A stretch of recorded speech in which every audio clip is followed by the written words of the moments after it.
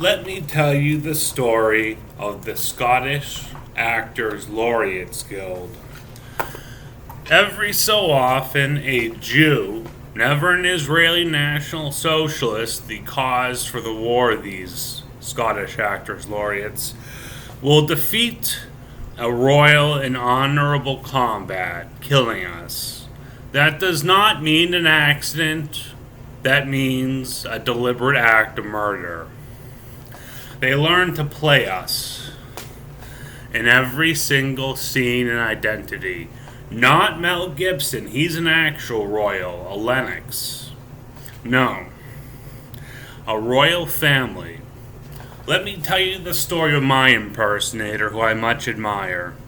He's from the line of Victor Hugo, Les Miserables. My family produces the occasional hired contract for a government. One of our concepts was the reformatory that you see in Master of the House and Les Mis. Poor children would go on stage and perform, and rich children would watch.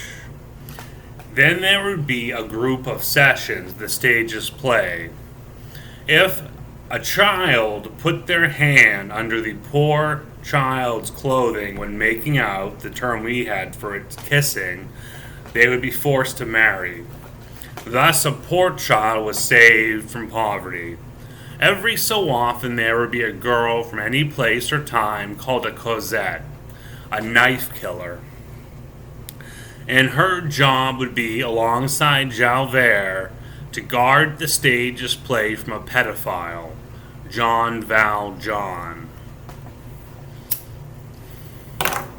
John Valjean was always murdered by both Cosette and Javert, and after Cosette had served her time, she would be a mother superior, having reformed her ways from a street urchin robber murderer. The basis of your modern female or male, the times have changed sadly, vice officer. This in France was called J-logic. A prison was designed to make you move with society again, so you wouldn't break out of touch or time. Now prisons, because of Victor Hugo, break you down into never moving with society again. So how did it happen? Victor Hugo went to prison illiterate. He had made love to a mother superior, Cosette, and was incarcerated for rape. He didn't know how the stage's play worked, but intuition guided him to break our system by raping a reformed street knife. So, a man named Victor Hugo, the Charles boys, the Charlies, the name, his clan, taught him to write again. Whatever this man's name was, this Snake Eyes, as he's been written in fiction. And he signed our name, Victor Hugo, in our handwriting, because he was learned now literate. He was a polymem gene, a rare gene.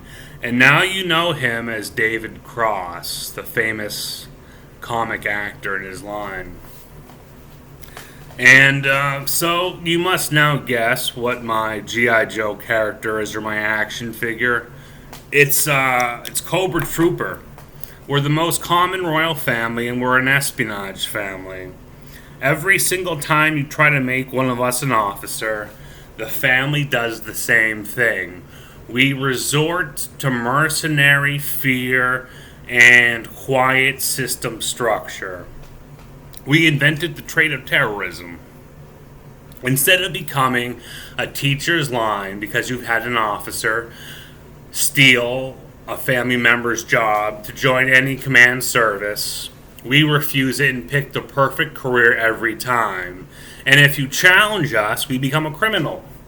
And not a standard convict or petty con artist or grift or thief, but we do the exact same thing we were going to do before, but we do it without pay. There's no paper trail.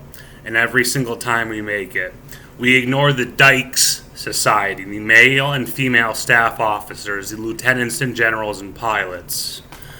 And our natural enemy is the nurse or doctor.